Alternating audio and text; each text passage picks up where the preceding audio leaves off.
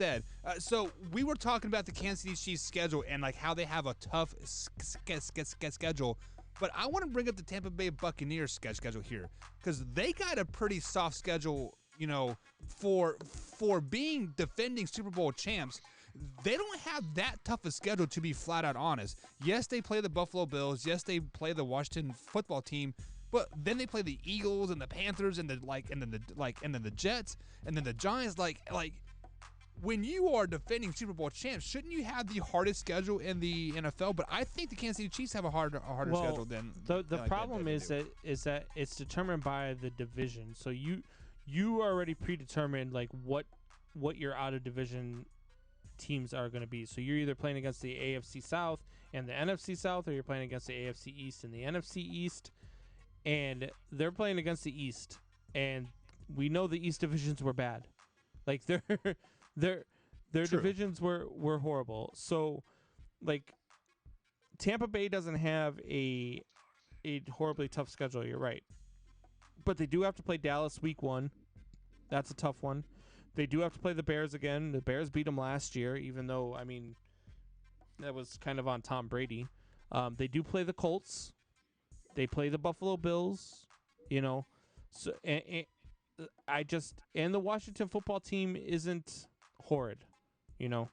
So I get what you're saying, but at the same time, I mean, the Rams are another one that they play against.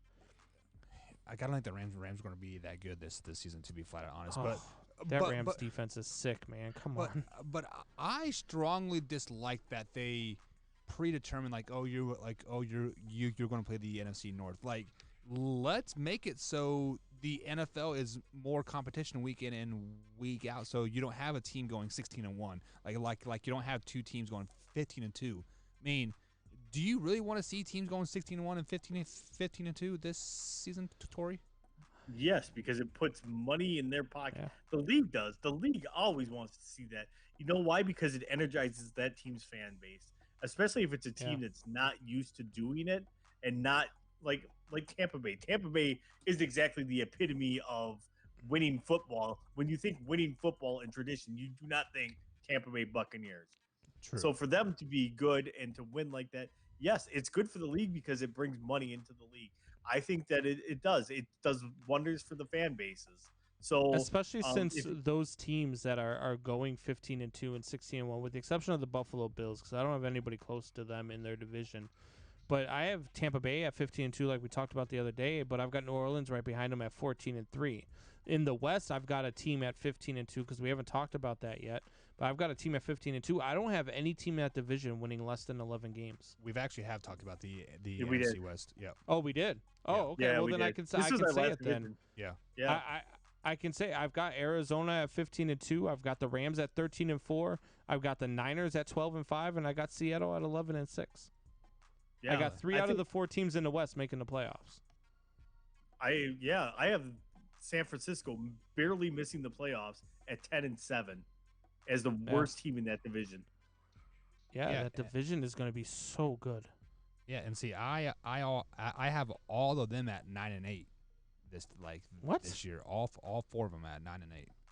Have you looked at their schedules? Yeah, I looked at their schedules. Arizona plays Tennessee, Minnesota, Jacksonville, Houston, Carolina.